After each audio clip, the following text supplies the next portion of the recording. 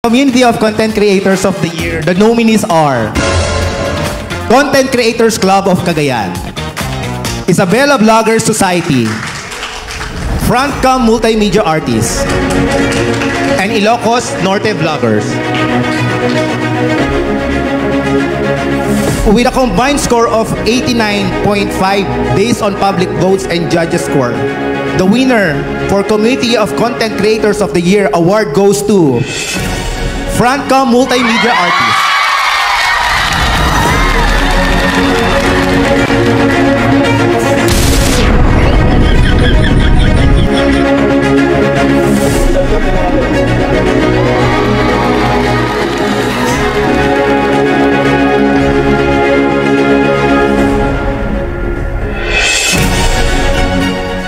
Good evening, Dol.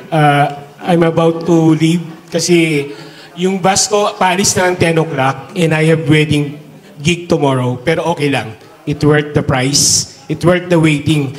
I just want to share yung Frontcam. Ang daming pinagdanan. We are a group of professionals, matatanda, young age, millennials. Hindi namin alam kung saan kami pupunta, kung anong mga contents. And we always look kung ilan na bang followers mo, ilan na bang kita mo. And competition.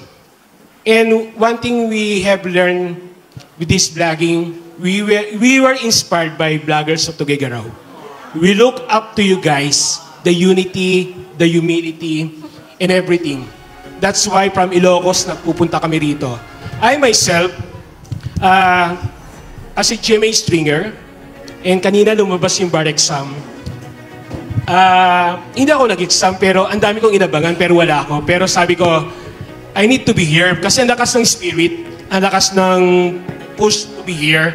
And tama na inspired kami and I just want to bring this plaque pag-uwi ko to inspire yung mga kabataan.